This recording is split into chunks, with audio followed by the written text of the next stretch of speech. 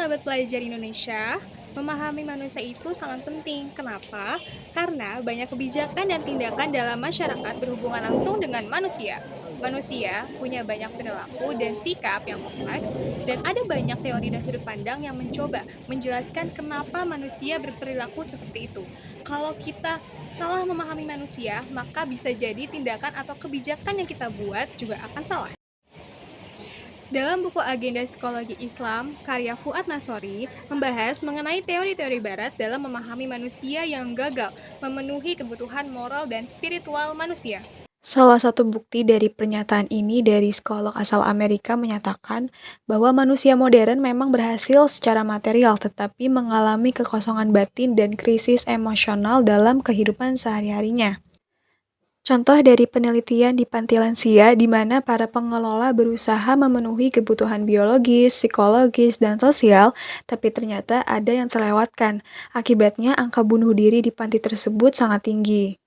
Nah, hal ini menunjukkan bahwa teori yang digunakan itu belum lengkap dalam memahami manusia secara utuh. Nah, fakta atau fenomena yang terjadi akan digantikan oleh teori baru atau yang disebut dengan paradigma baru. Dalam teori pekerjaan sosial modern, Malcolm menyebutkan bahwa teori adalah kerangka pengetahuan yang dicapai melalui proses ilmiah untuk menjelaskan sebuah fenomena. Jadi, tugas teori itu adalah menjelaskan aspek realita, menjelaskan fenomena, dan menjelaskan sebuah fakta. Di sini, realitas hanya dianggap sebagai sesuatu yang ditangkap oleh indera manusia, sesuatu yang observable, sehingga tidak dijadikan ilmu dan tidak dijadikan teori. Tokoh bernama Fritjof Joh dalam karyanya yaitu Logic and Transcendence memberikan kritik bahwa rasionalisme itu keliru. Ia menyatakan bahwa otak manusia itu terbatas, sehingga tidak semua hal bisa dijelaskan hanya dengan logika. Maka teori yang hanya berdasarkan rasio saja sering gagal memahami realitas manusia secara menyeluruh. Jadi, teori-teori lama yang tidak lagi mampu menjelaskan realitas sekarang secara alami akan tergeser dan digantikan oleh teori yang lebih relevan dan juga beragam.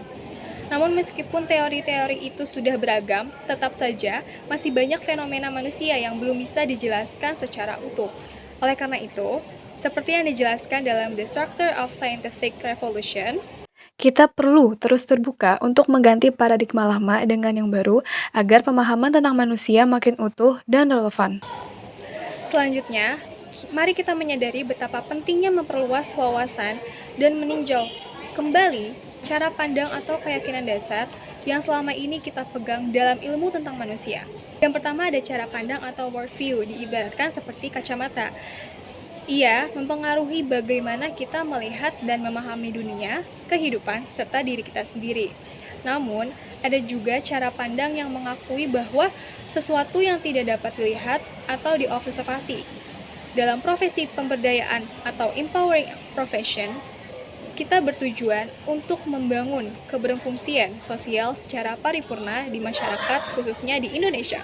Keberfungsian sosialnya sendiri yang dapat dipahami sebagai kemampuan individu, keluarga, kelompok, atau masyarakat, serta sistem sosial yang mendukungnya seperti lembaga dan jaringan sosial untuk memenuhi kebutuhan dasar, menjalankan peran sosialnya dengan baik, serta menghadapi tekanan dan goncangan yang muncul dalam kehidupannya. Maka dari itu, untuk mencapai keberfungsian sosial yang paripurna, kita perlu melihat manusia secara holistik melalui lensa peradaban. Terakhir, fitrah bermakna kesucian, yaitu kesucian jiwa dan rohani.